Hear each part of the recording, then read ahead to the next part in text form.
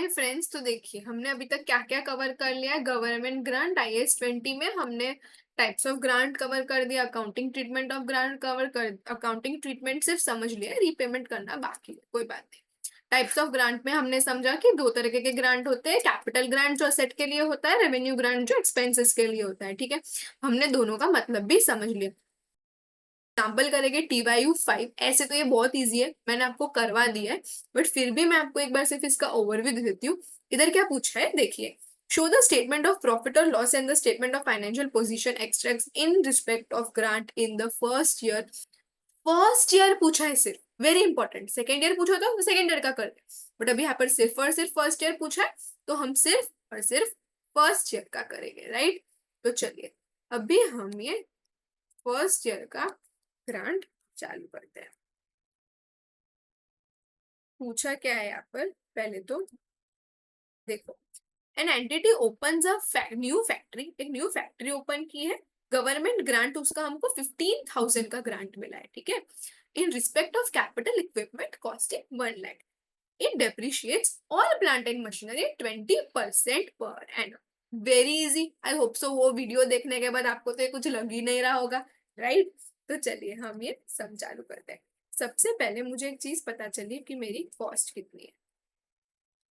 ठीक है, मेरा ग्रांट कितना है, मेरा डेप्रिशिएबल अमाउंट कितना है।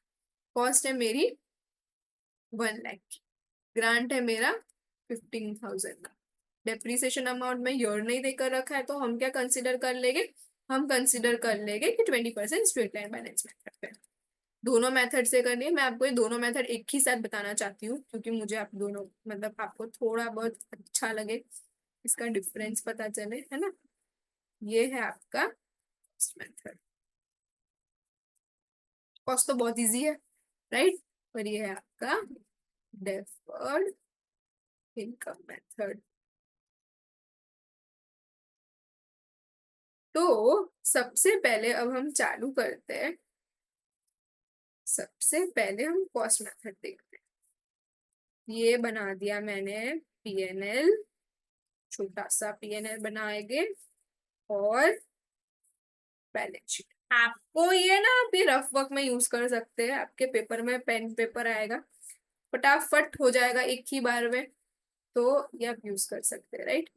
ये हमने बना दिया PNL, ये हमने बना दिया बैलेंस शीट। कोई बात नहीं, बॉक्सेस थोड़े आगे पीछे बने, पर हमको सम से मतलब है, राइट। तो हमारा कॉस्ट हम लिख देते हैं 1 लाख का है। इधर भी हम, एक सेकेंड, ये तो हमारा PNL है, तो इधर तो ये आएगा नहीं, बैलेंस शीट में आएगा। ये PNL है, ये बैलेंस शीट, ये PNL है, ये बैलेंस शीट। यहाँ पर हमारा कॉस्ट लिख देते हैं हम 1 लाख। इधर भी हम हमारा कॉस्ट लिख देते हैं। कितने का ग्रांट मिला फ्रेंड्स, 15,000 का ग्रांट, राइट। तो पहले हम ये कॉस्ट मेथड, कुछ नहीं करना है, 15,000 माइनस कर देना है। तो 10,000, 1 lakh minus 15,000 will be your 85,000। 85,000 का 20% इज योर 17,000, तो माइनस 17,000। तो ये आपका कैरिंग अमाउंट क्या आ गया, 68,000। अब आप कोई आपसे पूछे कि डेप्रीसिएशन कितना है, depreciation is 17,000। I hope so ये सबको समझ में आ गया होगा अभी तक तो, राइट। कुछ था ही नहीं, वॉज वेरी इजी, राइट।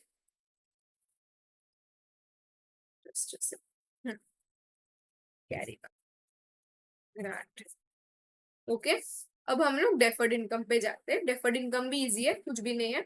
यहाँ पर हम सिर्फ क्या लिखेंगे, डेफर्ड इनकम। कितने का, 15,000 का डेफर्ड इनकम हुआ है, राइट।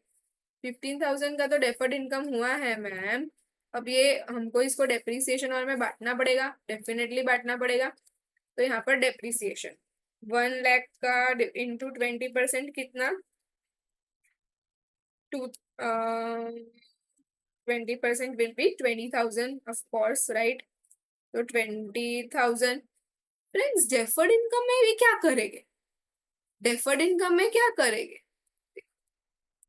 मुझे यहाँ पर है ना ये नहीं बोला कि कितने साल तक यूज होने वाली है, राइट।